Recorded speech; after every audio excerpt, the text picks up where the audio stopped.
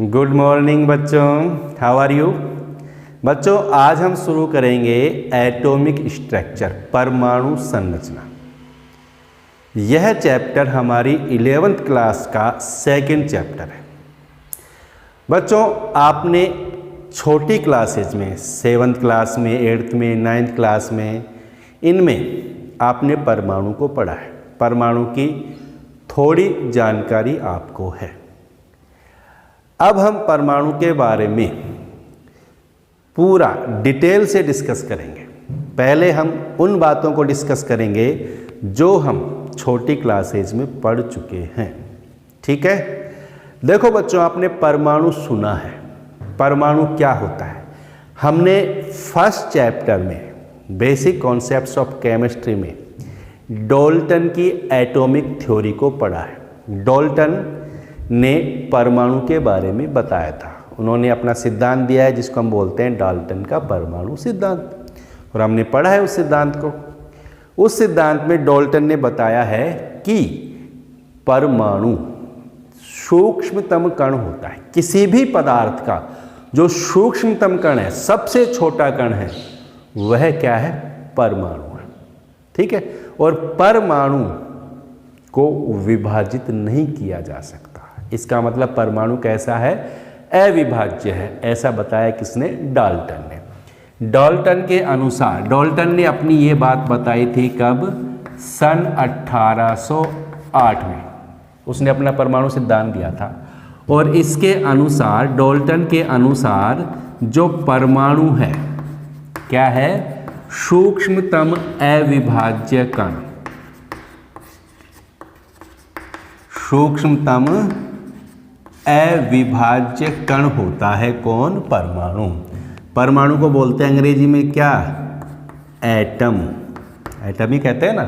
Atom जो है Greek भाषा के वर्ड से आया है और जिसका मतलब क्या होता है? अविभाज्य। ठीक है, इसका मतलब क्या है? अविभाज्य।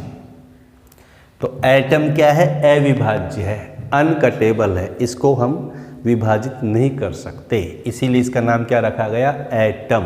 एटम का मतलब ही क्या है? अविभाज्य। समझ में आ गई बात? तो अब जब डाल्टन ने अपनी ये बात बताई कि परमाणु सूक्ष्मतम कण है और उसको विभाजित नहीं किया जा सकता, तो दूसरे वैज्ञानिकों ने इस पर अपने प्रयोग प्रारंभ कर दिए। और वैज्ञानिकों ने प्रयोगों के द्वारा पता लगाया कि परमाणु भी अनेक सूक्ष्म कणों से मिलकर के बना हुआ होता है, जिन्हें क्या कहा गया? अवपरमाणविक कण, सब एटॉमिक पार्टिकल्स। परमाणु में विभिन्न प्रकार के सब एटॉमिक पार्टिकल्स, अवपरमाणविक कण पाए जाते हैं। इनको बोलते हैं सब एटॉमिक पार्टिकल।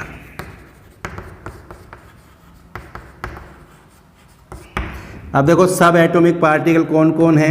एक तो होता है इलेक्ट्रॉन, प्रोटॉन, न्यूट्रॉन। ठीक है, इसके अलावा होते हैं पॉजिट्रॉन, मेसॉन, न्यूट्रिनो। ठीक, ये सभी क्या हैं? सब एटॉमिक पार्टिकल्स हैं। ये सब परमाणु में पाए जाते हैं। ठीक है, अब ये जो है इलेक्ट्रॉन, प्रोटॉन और न्यूट्रॉन, ये मौलिक अवपरमाणविक कण है। ये फंडामेंटल सब एटॉमिक पार्टिकल्स हैं। ठीक है, तो इनके बारे में बात करेंगे हम। किस प्रकार से इनका पता लगा, किस तरह पता लगा कि परमाणु में इलेक्ट्रॉन होता है, परमाणु में प्रोटॉन होता है, परमाणु में न्यूट्रॉन होता है। ठीक है, इसकी चर्चा करेंगे आज के इस लेक्चर में। समझ में आ गई बात? क्या कहा था डाल्टन ने कि परमाणु सूक्ष्मतम कण है और कैसा है? अविभाज्य। लेकिन बाद में पता लगा कि परमाणु तो स्वयं ही अनेक कणों से मिलकर के बना हुआ है, और इन कणों को क्या नाम दिया गया? अवपरमाणविक कण, सब एटॉमिक पार्टिकल्स। ये सभी परमाणु के सब एटॉमिक पार्टिकल्स हैं, और इसमें इलेक्ट्रॉन और प्रोटॉन और न्यूट्रॉन ये फंडामेंटल सब एटॉमिक पार्टिकल हैं, परमाणु के मौलिक अवपरमाणविक कण हैं। अब हम इलेक्ट्रॉन, प्रोटॉन, न्यूट्रॉन की खोज किस प्रकार हुई इसकी चर्चा करेंगे। ठीक। अब हम पहले चर्चा करेंगे इलेक्ट्रॉन की खोज किस प्रकार से हुई थी। इलेक्ट्रॉन की खोज,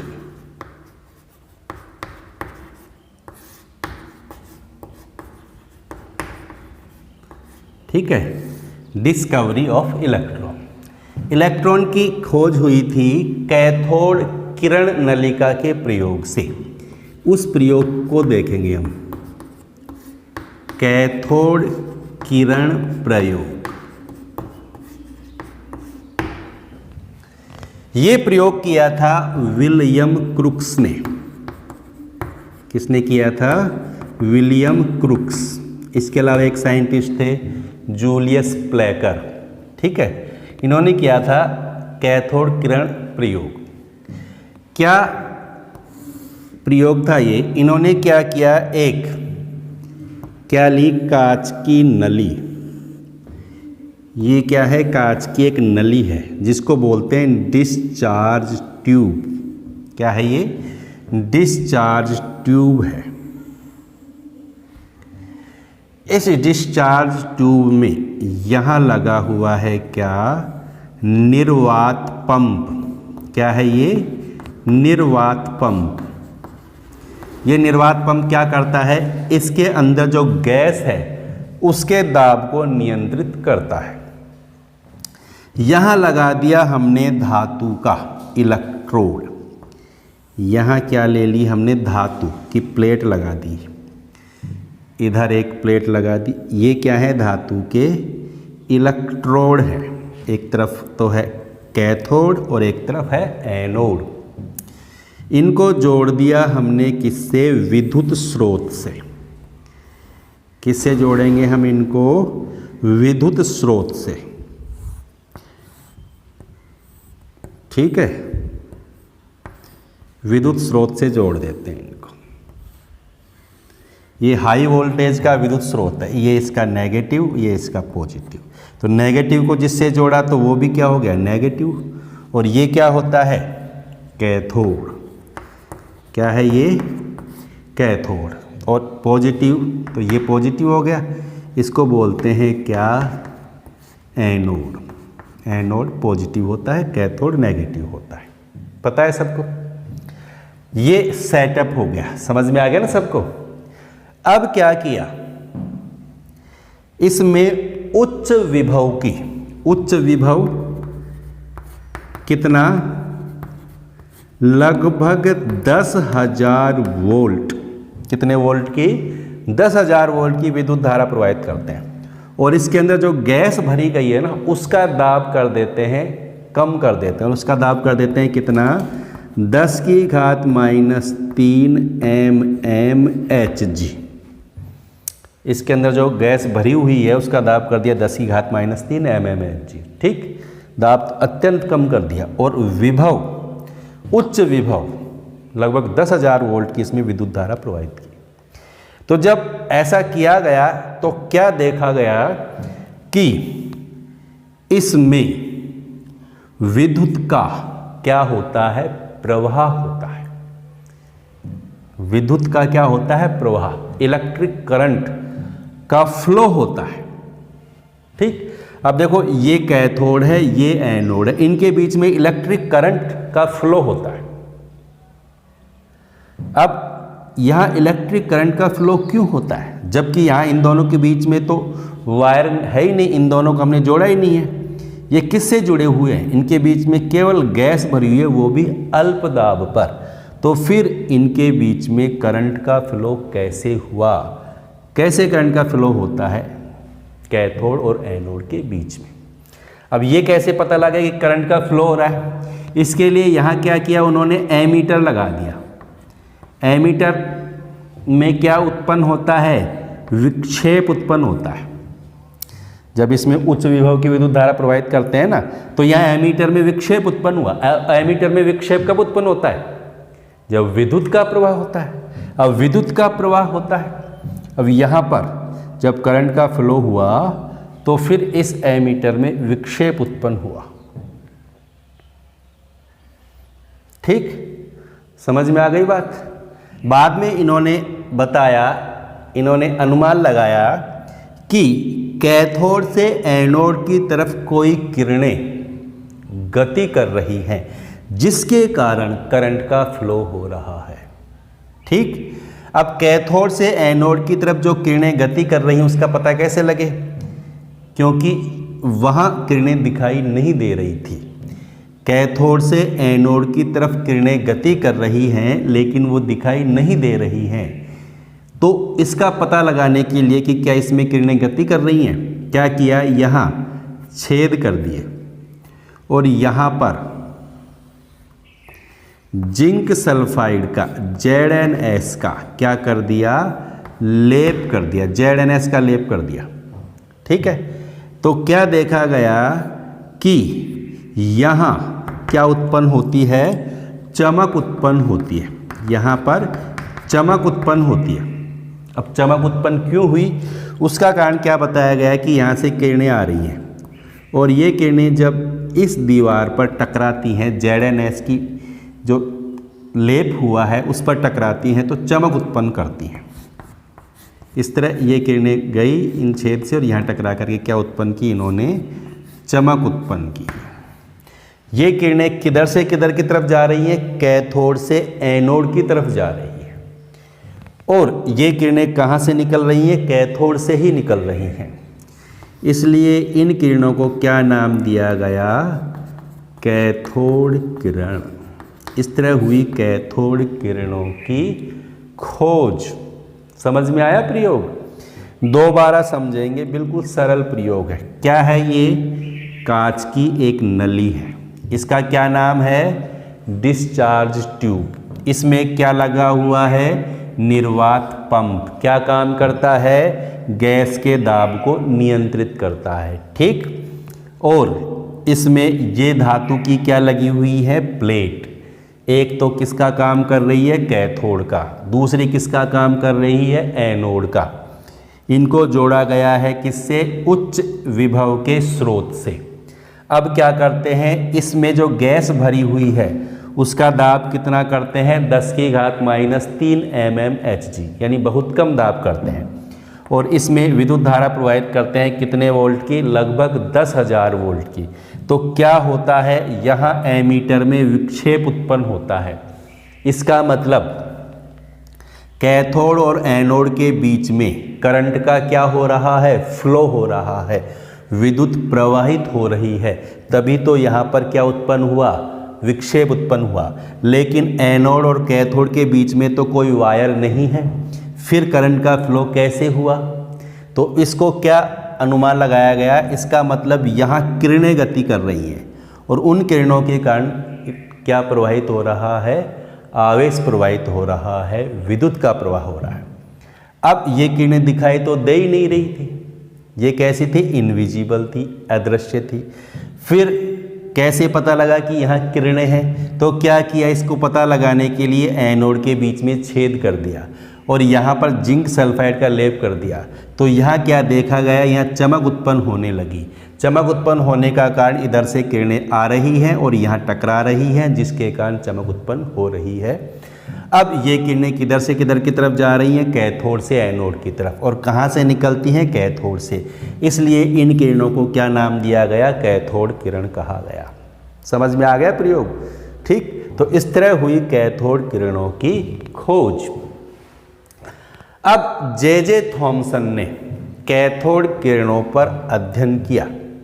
उन्होंने कैथोड किरणों का अध्ययन किया, किसने, जे थॉमसन ने।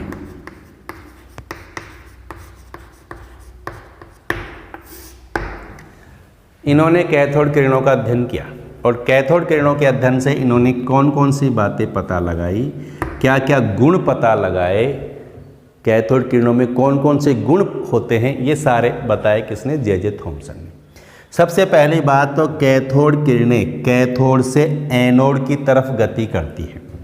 किधर से किधर की तरफ जाती हैं ये, कैथोड से एनोड की तरफ। ठीक, दूसरी बात, कैथोड किरण एक सीधी रेखा में गमन करती है। ठीक है, सीधी रेखा में गमन करती हैं कैथोड किरणें। अब कैथोड किरणें सीधी रेखा में गमन करती हैं, ये दिखाई तो देती नहीं, फिर कैसे पता लगा कि ये सीधी रेखा में गमन करती हैं? क्या किया, कैथोड किरणों के मार्ग में कोई वस्तु रख दी तो क्या होता है, उसकी परछाई बनती है, उसकी शैडो बनती है। ठीक, इसका मतलब वो सीधी रेखा में गति करती है। तीसरी बात, कैथोड किरण जब विद्युत क्षेत्र से गुजारी जाती हैं तो क्या होता है, विद्युत क्षेत्र से जब इनको गुजारते हैं, जैसे मान लीजिए यहाँ दो प्लेट लगा दी विद्युत क्षेत्र में, ठीक, और इधर से कैथोड किरणों को गुजारा गया, तो ये किरणें इस धनावेशित प्लेट की तरफ आकर्षित हो जाती हैं, धनावेशित प्लेट की तरफ मुड़ जाती हैं, विक्षेपित हो जाती हैं। ठीक, इसका मतलब इन पर कौन सा आवेश होता है, ऋणावेश, क्योंकि ऋणावेश ही तो धनावेश की तरफ क्या होता है, विक्षेपित होता है, धनावेश की तरफ जाएगा ऋणावेश। तो इसका मतलब कैथोड किरण कैसी हैं, ऋणावेशित होती हैं। समझ में आ गई बात? अगर इनको चुंबकीय क्षेत्र से गुजारा जाए तो चुंबकीय क्षेत्र में भी ये विक्षेपित होती हैं, चुंबकीय क्षेत्र में भी इनका व्यवहार ऐसा होता है जैसे ऋण आवेशित हों। तो इस प्रकार से पता चलता है कि कैथोड किरणों पर कौन सा आवेश पाया जाता है, ऋण आवेश पाया जाता है। कैथोड किरण सूक्ष्म कणों से मिलकर के बनी होती हैं, छोटे छोटे पार्टिकल से मिलकर के बनती हैं कैथोड किरणें, सूक्ष्म कणों से बनती हैं। सूक्ष्म कणों से बनती हैं, इसका पता कैसे चला? क्या किया गया, कैथोड किरणों के मार्ग में एक छोटा घूमने वाला पहिया रख दिया गया, बिल्कुल लाइट घूमने वाला। तो जब कैथोड किरणें इनसे टकराती हैं तो ये पहिया क्या होता है, घूमता है। इसका मतलब ये सूक्ष्म कणों से मिलकर के बनी होती हैं। ठीक है, कैथोड किरण गैस का आयनन कर देती हैं। जब गैस में से ये गुजरती हैं तो गैस का क्या कर देती हैं, आयनन। जैसे यहाँ कोई गैस भरी हुई है, मान लीजिए हाइड्रोजन गैस भरी हुई है, तो हाइड्रोजन गैस का क्या कर देती हैं, ये आयनन कर देती हैं, उसको आयनों में बदल देती हैं। जो भी गैस यहाँ भरी हुई है उसका आयनन कर देती हैं, उसको आयन में बदल देती हैं। कौन, कैथोड किरण। ठीक है, जब कैथोड किरणों को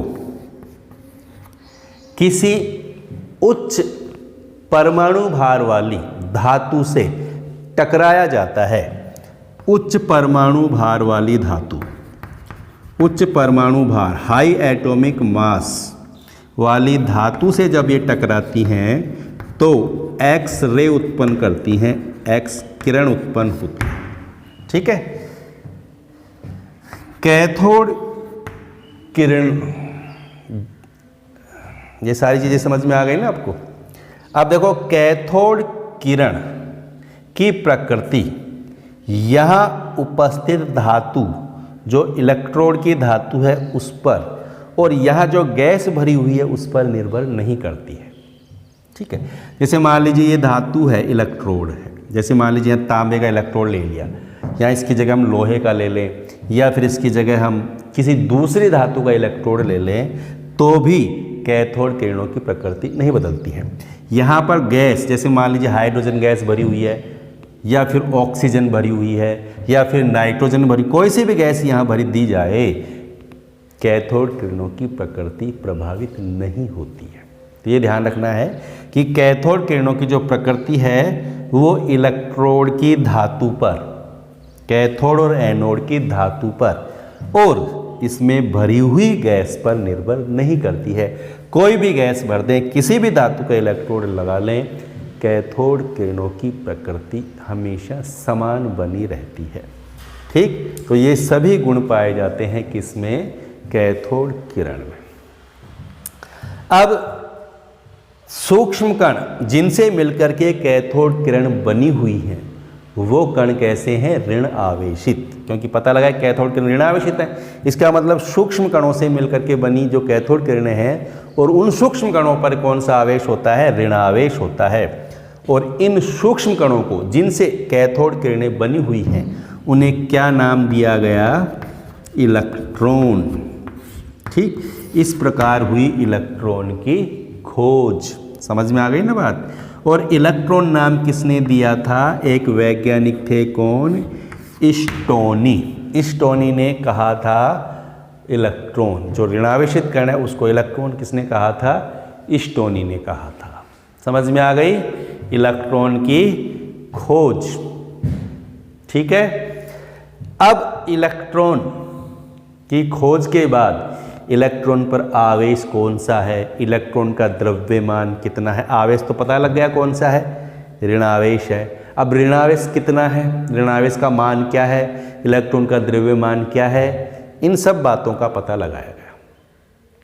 ठीक है,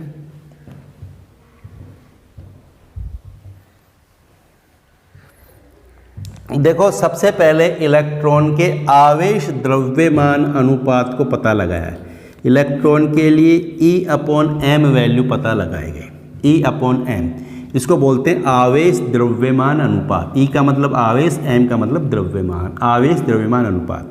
इसको विशिष्ट आवेश भी कहते हैं। ठीक है, इलेक्ट्रॉन का विशिष्ट आवेश या इलेक्ट्रॉन का आवेश द्रव्यमान अनुपात ज्ञात किया किसने? जे थॉमसन ने। और ये कितना आया? 1.75 गुणा 10⁸ क्या? कूलाम प्रति ग्राम। ठीक है, ये विशिष्ट आवेश है किसका? इलेक्ट्रॉन का। E/m ये पता लगाया जे थॉमसन ने प्रयोग की सहायता से। ठीक, अब इलेक्ट्रॉन के द्रव्यमान को पता लगाया गया। पहले क्या किया गया? मिलिकन ने एक प्रयोग किया था जिसको बोलते हैं मिलिकन तेल बूंद प्रयोग। और इस प्रयोग के द्वारा इलेक्ट्रॉन के आवेश को पता लगाया गया। इलेक्ट्रॉन का आवेश कितना आया? 1.6 गुणा 10⁻⁻19 कूलाम। ये इलेक्ट्रॉन का आवेश आया, ऋणावेशित होता है। ठीक है, इतना आवेश आया। ऋणावेश का मान क्या आया? 1.6 गुणा 10⁻⁻19 कूलाम। अब हमें आवेश का पता लग गया और E/m विशिष्ट आवेश का पता लग गया। इन दोनों की सहायता से इलेक्ट्रॉन के द्रव्यमान को ज्ञात किया गया। और इलेक्ट्रॉन का द्रव्यमान कितना आया? इलेक्ट्रॉन का द्रव्यमान m कैसे पता लगाया? कैसे पता लगाएंगे? E/m। तो E से E तो कट जाएगा, क्या बच जाएगा? ऊपर जाएगा m, यानी द्रव्यमान। तो E कितना आया? 1.6 गुणा 10⁻⁻19। और इलेक्ट्रॉन पर जो आवेश है वो कितना, E/m का मान कितना आया? 1.75 गुणा 10⁸। समझ में आ गई बात? E की वैल्यू तो है ये, इलेक्ट्रॉन का आवेश तो आया इतना और E/m आया इतना। तो ये मान कितना आ जाएगा? जब इसके इसमें भाग देंगे तो आता है 9.1 गुणा 10⁻28 क्या ग्राम। ठीक, इस तरह पता लगा इलेक्ट्रॉन का द्रव्यमान। इसको किलोग्राम में लिखें तो क्या आया? 9.1 गुणा 10⁻31 किलोग्राम। इसको किलोग्राम में चेंज कर देंगे हम। समझ में आ गई बात? यानी इलेक्ट्रॉन का द्रव्यमान बहुत कम होता है, लगभग नगण्य होता है, बहुत हल्का है। कौन? इलेक्ट्रॉन।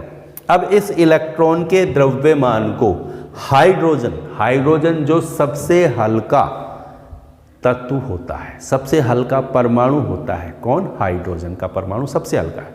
हाइड्रोजन के परमाणु के भार की, द्रव्यमान की और इलेक्ट्रॉन के द्रव्यमान की तुलना की गई तो क्या पता लगा कि हाइड्रोजन का जो परमाणु है उसका द्रव्यमान इलेक्ट्रॉन के द्रव्यमान का 1837 गुना होता है। क्या कहा मैंने? हाइड्रोजन का द्रव्यमान इलेक्ट्रॉन के द्रव्यमान से 1837 गुना है ना? हाइड्रोजन सबसे हल्का परमाणु है और वो इलेक्ट्रॉन से कितना गुना भारी है? 1837। इसका मतलब इलेक्ट्रॉन तो बहुत हल्का है, लगभग नगण्य होता है। या हम कह सकते हैं इलेक्ट्रॉन का द्रव्यमान बराबर हाइड्रोजन का द्रव्यमान बटा 1837। ठीक है, हाइड्रोजन के द्रव्यमान में 1837 का भाग देंगे ना, तब वो इलेक्ट्रॉन के द्रव्यमान के बराबर आएगा। समझ में आ गई बात? तो इलेक्ट्रॉन का द्रव्यमान हाइड्रोजन के द्रव्यमान का कौन सा भाग हो गया? 1/1837वां भाग हो गया। ये बात समझ में आ गई आपको? समझ में आ गई बच्चों? ये ध्यान रखना, ये जो इलेक्ट्रॉन पर आवेश है 1.6 × 10⁻⁻19 कूलाम, ये ऋणावेश, इसको हम ये माइनस भी लगा सकते हैं, ये माइनस हो जाएगा, फिर ये माइनस माइनस। समझ में आ गई बात? इलेक्ट्रॉन का जो आवेश है उसका मान 1.6 × 10⁻19 कूलाम है, और ये किस में होता है? माइनस में होता है। तो माइनस लगा सकते हैं हम यहाँ पर। क्लियर? समझ में आ गया सबको? कोई दिक्कत नहीं है? अब हम बात करेंगे प्रोटॉन की खोज किस प्रकार हुई। देखो, इलेक्ट्रॉन की खोज हो गई और पता भी लग गया कि इलेक्ट्रॉन पर ऋणावेश होता है। परमाणु का पहले से ही पता था कि परमाणु जो है ना वो उदासीन होता है। एटम कैसा होता है? उदासीन। अब पता लगा कि परमाणु में ऋणावेशित कण है, परमाणु में इलेक्ट्रॉन है, तो फिर परमाणु उदासीन कैसे होगा? परमाणु उदासीन तभी हो सकता है कि परमाणु में ऋणावेशित कणों के अलावा धनावेशित कण भी हों। समझ गए? पहले क्या पता था कि परमाणु कैसा है? उदासीन। परमाणु उदासीन रहता है, लेकिन बाद में पता लगा कि इसमें ऋणावेशित कण है। अब ऋणावेशित कणों का पता लगने का मतलब क्या है? इसका मतलब उसमें धनावेशित कण भी होने चाहिए, तभी तो परमाणु उदासीन होगा। ऋणावेश को धनावेश क्या करेगा? उदासीन कर देगा, तो परमाणु कैसा हो जाता है? उदासीन हो जाता है। तो वैज्ञानिकों ने देखा कि जब परमाणु में ऋणावेशित कण है, इसका मतलब परमाणु में धनावेशित कण भी है, और उस धनावेशित कण को ही कहा गया प्रोटॉन। और कैसे हुई प्रोटॉन की खोज? देखो, प्रोटॉन की खोज भी इसी प्रयोग से हुई। प्रोटॉन की खोज, प्रोटॉन की खोज एनोड किरणों से हुई। एनोड किरण प्रयोग किया गया, एनोड किरणों की डिस्कवरी हुई पहले, और एनोड किरणों से ही हुई प्रोटॉन की खोज। वही प्रयोग, वही कांच की नली, ये ली डिस्चार्ज ट्यूब। अब इस डिस्चार्ज ट्यूब में क्या किया गया? यहाँ पर ये लगा दिया कैथोड, इधर लगा दिया एनोड, और इस कैथोड में कर दिए क्या? छेद। यहाँ छिद्रित कैथोड का उपयोग किया गया, परफोरेटेड कैथोड का उपयोग किया गया। इसको जोड़ दिया किससे? विद्युत स्रोत से। ठीक, ये क्या है? कैथोड। कैसा कैथोड है? यहाँ पर छिद्रित कैथोड। तो यहाँ छिद्रित कैथोड का उपयोग किया गया, ये ध्यान रखना। ये क्या है? यहाँ पर एनोड। ठीक, एनोड प्लस होता है, कैथोड माइनस होता है, पता है ना सबको? अब इसमें उसी प्रकार निम्न दाब पर उच्च विभव की विद्युत धारा प्रवाहित कर दी। समझ गए? वही प्रयोग, केवल अंतर क्या था? यहाँ पर क्या ले लिया? छिद्रित कैथोड ले लिया, और इसमें भी उच्च विभव की विद्युत धारा प्रवाहित की। जब उच्च विभव की विद्युत धारा प्रवाहित करते हैं तो क्या देखा गया कि एनोड की तरफ से किरणें निकलती हैं, और ये यहाँ पर इस दीवार पर जहाँ किसका लेप है? जिंक सल्फाइड का लेप है, इस पर इन छिद्रों में से होकर के क्या होती हैं? टकराती हैं, और यहाँ पर क्या उत्पन्न होता है? ग्लो उत्पन्न होता है, चमक उत्पन्न होती है। ठीक है, एनोड की तरफ से क्या आई? किरणें आती हैं, और ये किरणें यहाँ टकराती हैं। ठीक, यहाँ टकराती हैं। इन किरणों को क्या नाम दिया गया? एनोड किरण। कौन सी किरण कहते हैं इनको? एनोड। क्यों कहा एनोड किरणें? क्योंकि ये एनोड की तरफ से आती हैं। किधर से आती हैं किरणें? एनोड की तरफ से आती हैं। इनको कैनाल किरण भी कहते हैं। दूसरा नाम क्या है इनका? कैनाल किरण। ये ध्यान रखेंगे।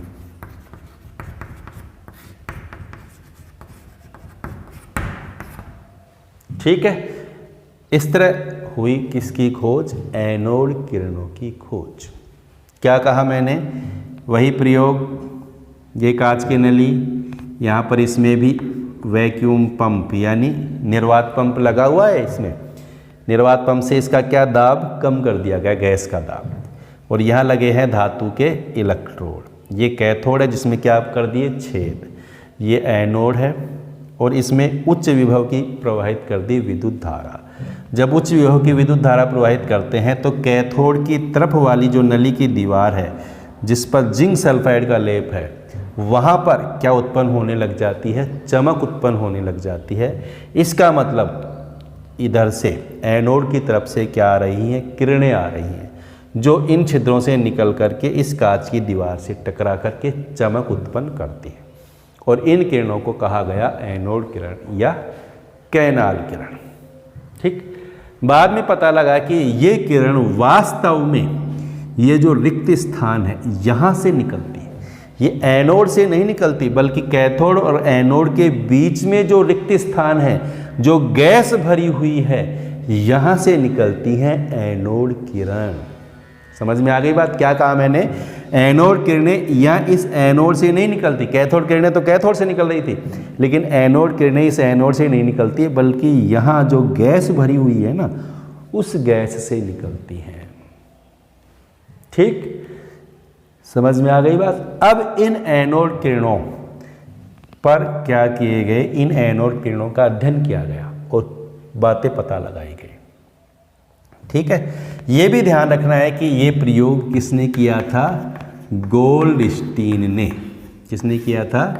गोल्डस्टीन द्वारा किया गया था ये प्रयोग। अब पता लगा क्या कि एनोड किरण भी सीधी रेखा में गमन करती हैं। जैसे कैथोड किरण सीधी रेखा में गमन करती है ना, उसी तरह एनोड किरण भी सीधी रेखा में गमन करती है। एनोड किरणों को जब विद्युत क्षेत्र से गुजारा जाता है तो ये ऋणावेशित प्लेट की तरफ विक्षेपित हो जाती है। जैसे ये विद्युत क्षेत्र है, इसमें दो प्लेटें लगी हैं, प्लस और माइनस। तो जब एनोड किरणों को गुजारा जाएगा तो ये किसकी तरफ मुड़ जाती हैं? ऋणावेशित प्लेट की तरफ मुड़ जाती हैं। इसका मतलब इन किरणों पर कौन सा आवेश होता है? धनावेश होता है। यहाँ कौन सा आवेश है? धनावेश है। इसीलिए तो ये ऋणावेशित प्लेट की तरफ मुड़ जाती हैं। तो ये ध्यान रखेंगे, ये किरणें कैसी होती हैं? धनावेशित होती हैं। इनको चुंबकीय क्षेत्र से गुजारा जाएगा तो भी ये उसी प्रकार व्यवहार करती हैं जैसे धनावेशित कण व्यवहार करते हैं। इन किरणों के द्वारा देखो, एनोड किरणें धनावेशित कणों से मिलकर के बनी होती हैं। कैसे कणों से मिलकर के बनती हैं? ये धन आवेशित कणों से। ठीक है, एनोड किरणें धनावेशित कणों से मिलकर के बनती हैं। धनावेशित कण मिलकर के किसका निर्माण करते हैं? एनोड किरणों का। यानी एनोड किरण गति कर रहे हैं तो बहुत सारे धनावेशित कण गति कर रहे हैं। अब ये धनावेशित कण कहाँ से आते हैं? देखो, यहाँ भरी हुई है गैस। यहाँ क्या भरी हुई है? गैस। अब यहाँ कोई भी गैस हो सकती है, तो उस गैस से बनते हैं धनायन गैस। जैसे मान लीजिए यहाँ ऑक्सीजन गैस है तो इससे बन जाते हैं ऑक्सीजन के धनायन O2+, और ये गति करते हैं। जैसे यहाँ नाइट्रोजन गैस है तो नाइट्रोजन के धनायन बन जाते हैं, ये गति करते हैं। ठीक है, तो ये धनावेशित कण जो है ना, जिनसे मिलकर के एनोड किरण बनती हैं, वो धनावेशित कण कहाँ से प्राप्त होते हैं? यहाँ भरी हुई गैस से ही प्राप्त होते हैं। हमने अभी आपको बताया था कि एनोड किरणें यहाँ से नहीं निकलती, इनके बीच में जो रिक्त स्थान है वहाँ से निकलती हैं। और ये रिक्त स्थान में क्या है? गैस। और ये गैस ही आयनित होकर के बनाती है धनावेशित कण, और धनावेशित कण ही गति करते हैं किसकी तरफ? कैथोड की तरफ। ठीक है, किसके रूप में? एनोड किरणों के रूप में। कौन गति करते हैं? धनावेशित कण गति करते हैं। ठीक है, अब इन धनावेशित कणों के लिए E अपॉन m का मतलब क्या है? विशिष्ट आवेश पता लगाया गया। धनावेशित कणों के लिए E अपॉन m का मान पता लगाया गया। अब यहां पर गैस की प्रकृति जब बदलते हैं ना, तो इनके लिए E अपॉन m का मान भी बदल जाता है। यहाँ पर ऑक्सीजन गैस लेते हैं तो E अपॉन m का मान अलग आता है। नाइट्रोजन गैस लेते हैं तो यहाँ पर E अपॉन m का मान अलग आता है। हाइड्रोजन गैस लेते हैं तो यहाँ पर E अपॉन m का मान अलग आता है। हीलियम गैस लेते हैं तो यहाँ पर E अपॉन m का मान अलग आता है। यानी इस नलिका में गैस की प्रकृति बदल देते हैं तो E अपॉन m की वैल्यू बदल जाती है। समझ में आ गई बात? क्यों बदल जाती है? क्योंकि देखो, अगर ऑक्सीजन गैस है तो धनायन कौन होगा? O2 प्लस धनावेशित कण। नाइट्रोजन गैस है तो धनावेशित कण कौन होगा? N2 plus. हाइड्रोजन है तो H प्लस। इसलिए धनावेशित कण बदल गया, धनावेशित कण बदल गया तो E अपॉन m का मान भी बदल जाता है। ठीक, समझ में आ गई मैंने क्या कहा? गैस बदलने पर विशिष्ट आवेश यानी E अपॉन m का मान बदल जाता है। क्यों बदल जाता है? क्योंकि गैस बदलने पर धनावेशित कण जिनसे मिलकर के एनोड किरण बनी हुई है वो बदल जाते हैं। अब देखा गया कि जब हाइड्रोजन गैस इसके अंदर भरी जाती है, कौन सी गैस?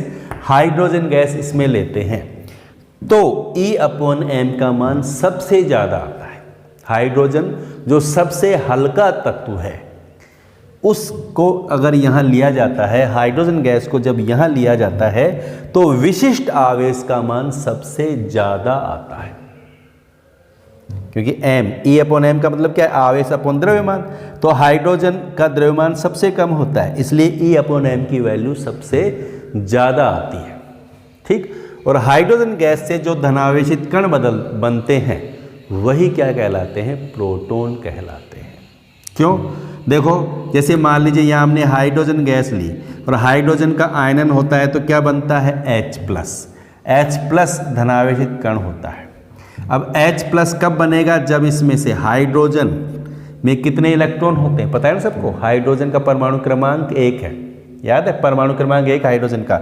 इसका मतलब हाइड्रोजन के पास कितने इलेक्ट्रॉन? 1। जब ये H प्लस में बदलेगा, H प्लस में कब बदलता है? जब इलेक्ट्रॉन को त्याग देता है। जब इलेक्ट्रॉन को त्याग देता है, हाइड्रोजन क्या करता है? इलेक्ट्रॉन को त्यागता है। यहाँ से इलेक्ट्रॉन निकल जाता है तो ये बदल जाता है किसमें? H प्लस में। ठीक, अब इलेक्ट्रॉन निकलने के बाद यहाँ क्या बचा? क्या बचा? प्रोटॉन। केवल क्या बच जाता है यहाँ पर? प्रोटॉन। देखो मैं दोबारा समझाता हूँ। ये हाइड्रोजन का परमाणु और हाइड्रोजन का परमाणु क्रमांक 1 होता है। परमाणु क्रमांक हाइड्रोजन का कितना है? 1। परमाणु क्रमांक 1 का मतलब इसमें कितने प्रोटॉन होते हैं? 1। इलेक्ट्रॉन भी कितने होते हैं? 1। ये ध्यान रखना, हाइड्रोजन में 1 ही प्रोटॉन होता है, 1 ही इलेक्ट्रॉन होता है। जब हाइड्रोजन किस में बदलता है? H प्लस में। H प्लस में बदलेगा तो इसका मतलब क्या कर दिया? इसने इलेक्ट्रॉन त्याग दिया। इसके पास 1 ही प्रोटॉन है, 1 इलेक्ट्रॉन है, तो इलेक्ट्रॉन तो इसने त्याग दिया, तो इसके पास यहाँ क्या बच गया? केवल 1 प्रोटॉन। समझ में आ गई बात? तो हाइड्रोजन गैस से जो धनावेशित कण प्राप्त होता है उसे क्या कहा गया? प्रोटॉन। और उसके लिए हाइड्रोजन गैस लेने पर यहाँ E अपॉन m का मान सबसे ज़्यादा आता है। और जब हाइड्रोजन गैस को लिया गया तो E अपॉन m की वैल्यू कितनी आई? 9.57 गुणा 10⁴ कूलाम प्रति ग्राम। समझ में आ गई बात? E अपॉन m की वैल्यू कब? जब हाइड्रोजन ली गई तो कितनी आई? 9.57 गुणा 10⁴ कूलाम प्रति ग्राम। ठीक है, और फिर इस प्रोटॉन का हाइड्रोजन लेने पर जो धनावेशित कण प्राप्त हुआ उसे प्रोटॉन कहा गया। उस प्रोटॉन का आवेश पता लगाया गया और वो आवेश किसके बराबर था? इलेक्ट्रॉन के आवेश के बराबर। ठीक है, प्रोटॉन पर जो आवेश का मान है वो इलेक्ट्रॉन के आवेश के मान के बराबर ही होगा। बस अंतर क्या है? प्रोटॉन पर धनावेश होता है, इलेक्ट्रॉन पर ऋण आवेश होता है। और ये कितना आया? 1.6 गुणा 10⁻⁻19 कूलाम। ये प्लस में आएगा और ये वैल्यू भी प्लस में है। ठीक, अब इसकी सहायता से प्रोटॉन के द्रव्यमान को पता लगाया गया। तो प्रोटॉन का जो द्रव्यमान है वो कितना आया, प्रोटॉन का द्रव्यमान m कैसे पता लगाएंगे, E अपॉन m, E से E कट गया, क्या आया, E से E कटा तो यहाँ इसका मान रख देंगे 1.6 गुणा 10 की घात -19 अपॉन क्या है यहाँ पर 9.57 गुणा 10 की घात 4, ठीक, काट देंगे तो यहाँ इलेक्ट्रॉन का प्रोटॉन का जो द्रव्यमान आया वो कितना आएगा 1.67 गुणा 10 की घात -24 ग्राम, 1.67 गुणा 10 की घात -24 ग्राम, ठीक है। 1.6 गुणा 10 की घात -19 इलेक्ट्रॉन का प्रोटॉन का आवेश है, E अपॉन m का मान ये है, तो यहाँ इसका इसमें भाग देंगे तो E से E तो कट गया, बच गया क्या द्रव्यमान, और द्रव्यमान आया कितना 1.67 गुणा 10 की घात -24 ग्राम। इस तरह प्रोटॉन के द्रव्यमान को पता लगाया गया। समझ में आ गया प्रयोग, कोई दिक्कत नहीं है। एक बार रिवाइज कर देता हूँ मैं, ये वही डिस्चार्ज ट्यूब है, इसमें क्या किया, कैथोड कैसा लगाया, छिद्रित, यहाँ क्या लगा दिया, एनोड, क्या की, विद्युत धारा प्रवाहित की, दाब क्या कर दिया, कम, तो क्या होता है, कैथोड की तरफ किरणें जाती हैं जो ZNS से टकरा करके चमक उत्पन्न करती हैं। ये किरणें कहाँ से निकलती हैं, एनोड की तरफ से आ रही हैं, इसलिए इनका नाम रख दिया एनोड किरणें। लेकिन ये किरणें वास्तव में एनोड से नहीं निकलती हैं, ये कैथोड और एनोड के बीच जो खाली जगह है, जो गैस भरी हुई है, वहाँ से निकलती हैं, ठीक है। और इस गैस की प्रकृति पर ही निर्भर करती है एनोड की प्रकृति। ये किरणें धनावेशित कणों से मिलकर के बनी होती हैं, और ये धनावेशित कण कहाँ से बनते हैं, गैस से बनते हैं। गैस बदलने पर इनकी प्रकृति भी बदल जाती है। जब हाइड्रोजन गैस लेते हैं तो इसके लिए E अपॉन m का मान सबसे ज़्यादा आता है। हाइड्रोजन गैस लेते हैं तो जो धनावेशित कण बनते हैं उन्हें क्या कहा गया, प्रोटॉन कहा गया, और उसके लिए E अपॉन m का मान पता लगाया गया। उसका आवेश इलेक्ट्रॉन के आवेश के क्या होता है, बराबर होता है, उसकी सहायता से पता लगाया गया प्रोटॉन का द्रव्यमान। इस तरह खोज हो गई किसकी, प्रोटॉन की, ठीक है। समझ में आ गई बात, कोई दिक्कत नहीं है। अब इसके बाद में बात करेंगे हम न्यूट्रॉन की खोज किस प्रकार से हुई। जब इलेक्ट्रॉन और प्रोटॉन की खोज हो गई तो वैज्ञानिकों ने माना कि परमाणु में दो ही तरह के कण होते हैं, इलेक्ट्रॉन और प्रोटॉन। लेकिन सन 1932 में जेम्स चैडविक ने, किसने, जेम्स चैडविक ने तीसरे कण की खोज की, जिसे क्या नाम दिया गया, न्यूट्रॉन। तीसरा कण न्यूट्रॉन की खोज की किसने, जेम्स चैडविक ने। कब की, 1932 में। इन्होंने क्या किया, जेम्स चैडविक ने बेरिलियम, क्या लिया, बेरिलियम पर अल्फा कणों की बमबारी की। ये अल्फा कण है, बहुत सारे अल्फा कण इस बेरिलियम पर टकराए इन्होंने, तो उन्होंने देखा कि बेरिलियम से उदासीन कण बाहर निकलते हैं। जब बेरिलियम से अल्फा कण टकराते हैं तो बेरिलियम से कैसे कण बाहर निकलते हैं, उदासीन कण बाहर निकलते हैं, जिन्हें ही क्या कहा गया, न्यूट्रॉन कहा गया।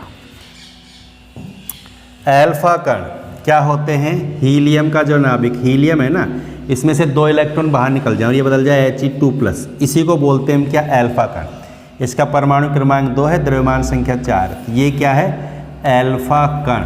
अल्फा कण धनावेशित होता है, और हमने देखा कि अल्फा कण जब बेरिलियम के नाभिक से टकराता है तो उदासीन कण बाहर निकलते हैं, उन्हें कहते हैं न्यूट्रॉन। इस प्रकार से हो गई न्यूट्रॉन की खोज।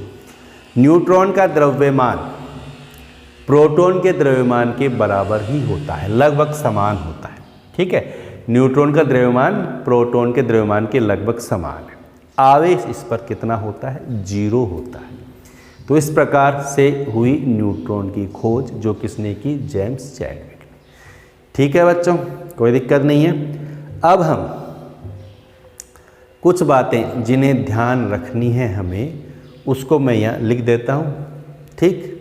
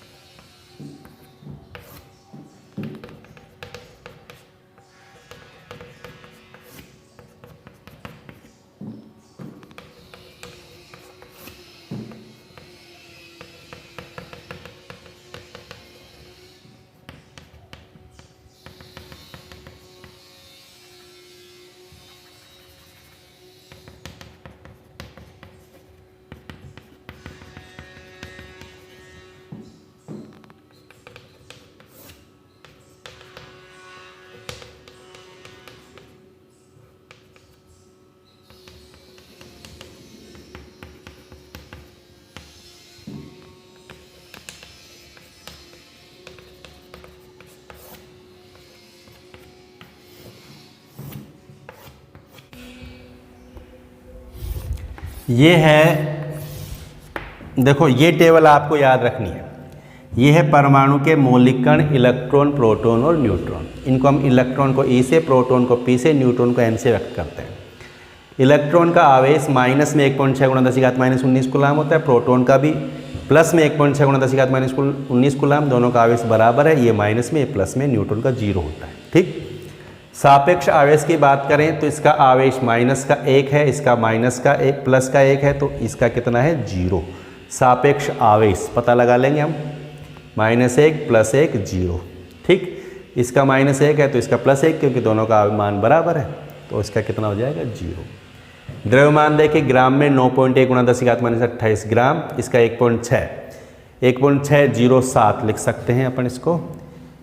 ठीक है, 1.672 सॉरी 1.67 × 10⁻24 ग्राम, इसका भी 1.675 × 10⁻24 ग्राम, जो लगभग क्या है, समान ही है। ठीक है, एटॉमिक मास यूनिट में AMU में इसका द्रव्यमान होता है 0.00054, इसका होता है 1.0086, इसका होता है 1.0086। इसको हम लगभग कितना है, ये 0 में ही हो गया 0.00, तो लगभग कितना है 0। इसका लगभग कितना है 1, और इसका लगभग कितना है 1। समझ में आ गई बात? तो ये टेबल आपको नोट करनी है और इसको याद भी रखना है आपको। समझ में आ गई? ठीक है, आज अगर आपने वीडियो को पूरा देखा है, ध्यान से देखा है, तो ये टॉपिक आपको बिल्कुल समझ में आ गया होगा। ठीक है बच्चों, जो इस चैनल पर नए हैं उन्हें चैनल को सब्सक्राइब भी करना है, लाइक भी करना है और शेयर भी करना है। ठीक।